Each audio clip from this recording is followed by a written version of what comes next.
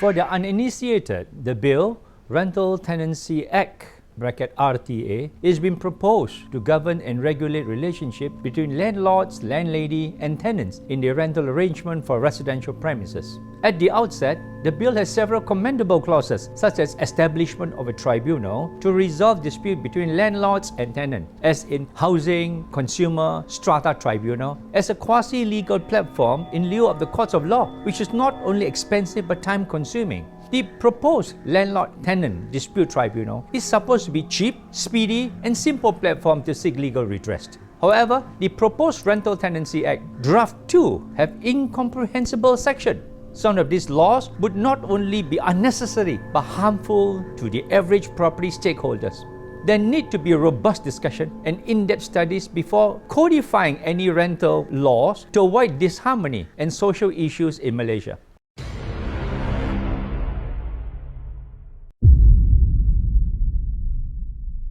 Before we proceed further, please like and subscribe to my video so that the future videos can be sent over to you automatically.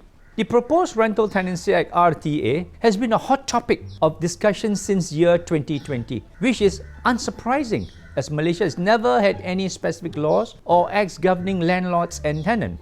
The RTA is set to be tabled in Parliament in Q4 of 2022, and the Malaysian government has been seeking feedback for the proposed enactment of the RTA through a one-month public consultation undertaken by the Ministry of Housing and Local Government. I dare say that it cannot be accepted in its current form by the man in the street. Red flags raised over drafted RTA laws. Noble objective aside, HBA has pointed out several areas of concern in the Ministry of Housing's proposed survey and drafting of the RTA, Cadangan Kajian dan Kubalan Akta Sewaan Kediaman.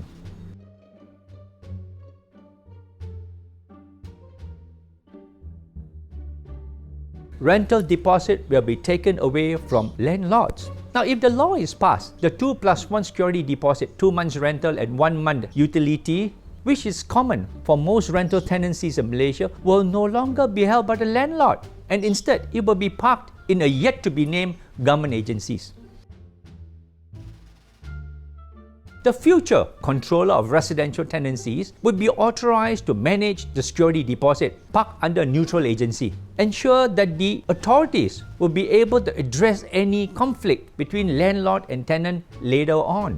To quote page 36 of the Ministry of Housing's report, the security deposit will be returned to the tenants once the tenancy agreement expires, provided there is no expenses we need to be deducted from the sum. If there is any dispute, the matter will be referred to the tribunal. Should the government make the move to hold on the rental deposit, it will disrupt its own image in the public eye. It is unnecessary for the deposit to be kept in a government account because it would prevent both landlord and tenant from accessing the monies when they need it most. If the landlord needs funds to carry out repairs or settle unpaid utility bills, how long will the process take? What about the tenant who usually use the deposit for another property? When will they get their money back? The whole process to file a claim, the bureaucracy, then going to a tribunal will take months and does not benefit both landlords and tenants. Knowing government agencies, it is never easy to get your money back. The layer of red tape and inconvenience to both landlord and tenant in the long run. The ministry should not dabble in something it is not equipped to handle. Even the issue of 198 abandoned housing projects had not been resolved. The problem of abandoned housing projects have been surmounting with no solution in sight. The very Ministry of Housing that was supposed to protect house buyers have let us down with lack of enforcement program. As the saying goes, don't bite off more than you can chew. Hefty penalties. Another main concern is the proposed hefty penalties against landlord for failure to abide with the RTA. People may find it difficult to stomach such a new law. It is not for the man in the street, and the layman, pachip, machi, uncle, aunties will not understand the intricacies and its ramification. The poor, uneducated one who rent out rooms to students cannot comprehend the RTA, let alone adhere to the RTA laws. Random survey done to collect feedbacks from the public has a flawed sampling. Our Prime Minister on the 14th of February 2022 announced that our population of Malaysia is 32.4 million. The government conducted a random survey to obtain justification for their intervention in landlord-tenant governance via the RTA. Issue is that the survey conducted by the government to obtain such public feedback only reached out to 0.009% of the total population. In a nutshell, the sampling size is negligible. Unfortunately, the survey responded is not a solid representation of the 32.4 million Malaysians, as they comprise of a mere 3,119 respondents, of whom 1,104 were residential owners, 2,015 were tenants. Say, we survey the landlords' tenants population. Does JPPH, Valuation Department, have such figures? Does the Department of Statistics have those figures too? So how? Moreover, seeing that 65% of respondents were tenants, the survey results could be very much skewed towards the tenant's interest. Survey respondents mostly from selected race and location only. Moreover, it was discovered that 87% of the survey respondents are of Malay ethnicity, leaving 13 to the other race in Malaysia. Adding further salt to the wound, the survey only reached out to respondents within the localized state of Selangor, Klang Valley and Putrajaya. Property stakeholders in many other cities, towns and states in Malaysia were not interviewed. Previously, the Ministry of Housing, under the then Housing Minister, Yang Berhormat Dato' Haja Zuraida Kamarudin, has also shared that the Rental Tenancy Act will have a special focus on curbing racist practices by certain landlords. This new law can open a new can of worms. Vague information and lack of data provided to the rakyat. HBA has expressed our apprehension over the survey, which lent weight towards the proposed RTA laws. The Ministry of Housing's report did not mention key information from the survey, leading us to the question its validity and importance. For instance, were the survey responded across sections of T20, M40 and B40 economic groups and came from different educational backgrounds? The property owners, landlord and tenants who were interviewed, did it cover combined both local landlords and foreign owners? Did the survey cover various strata of community, owners of different type of residential properties? Was survey being carried out in rural, suburban and urban areas? We also do not know whether the questions posed are lopsided or tenant biased. Some survey questions are not open-ended but predetermined by the person seeking answers. In fact, much depends on the quality of the survey question. Hence, the survey proposal ought to have been prepared through a consultation of all stakeholders before the survey is done in order to determine the area of concern. How was the survey done? Postal or online or person to person? Most university use students for their survey. Pilot testing? We are not privy to that. Is this mere group of 3,119 respondents in all sincerity a clear representation of all property owners, landlords and tenants throughout Peninsular Malaysia? Do we honestly think that a survey of this sort can be considered to be holistic enough to justify creating a new rental law RTA to govern the whole of Peninsular Malaysia? It's a federal law, mind you. It's not a kampung survey for a kampung pengulu. Wouldn't retaining the security deposit with the Ministry of Housing be even more detrimental to the tenant?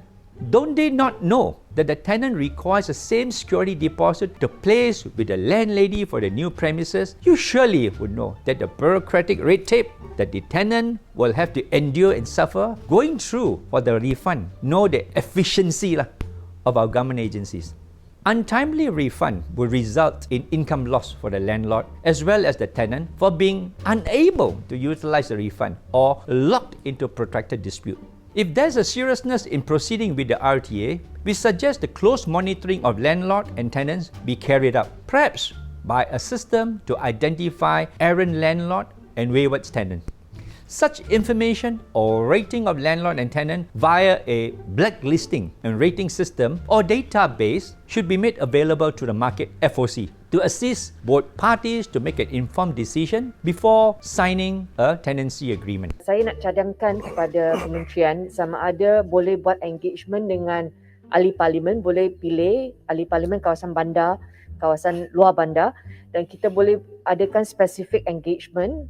Kementerian turun ke kawasan parlimen, kita buat dialog dan kita boleh wawarkan kepada penduduk supaya mereka boleh keluar dan berdialog bersama kementerian.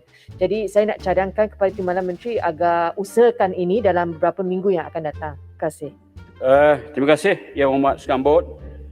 Satu pandangan yang baik. Saya ingat bagi kita Kementerian Perumahan dan Kejahatan Tempatan, saya rasa kita tak ada masalah.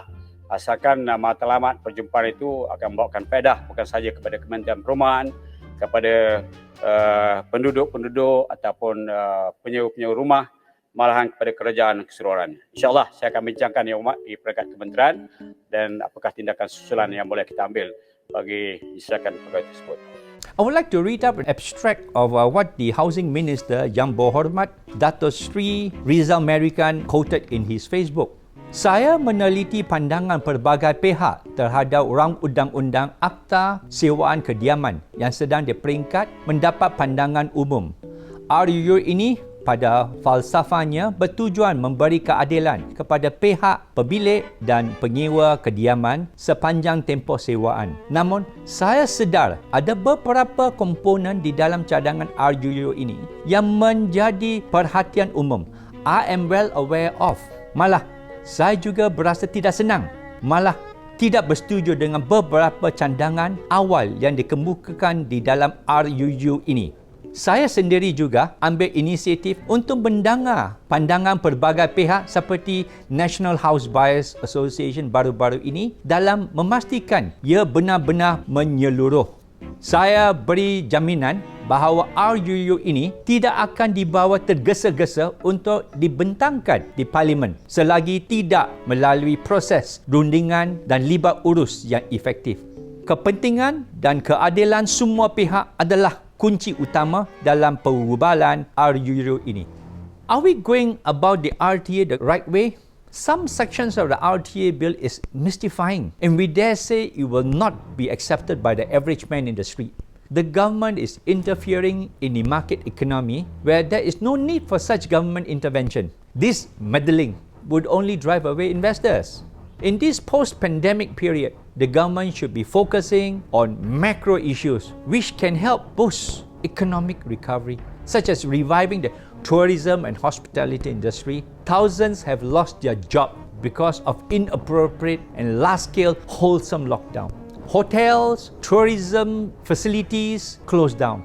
Shopping malls with less crowd, and many lost their jobs within this depleted savings. Artists and musicians losing their livelihood when pubs and entertainment centers are faced with restrictive SOPs.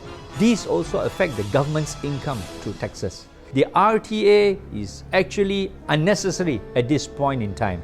I've earlier made a video and I've released it titled, Would the Proposed Rental Tenancy Act Put an End to Tenancy Woes? It is in episode 12 of my earlier release. Please visit it, surf it and understand better. Thank you.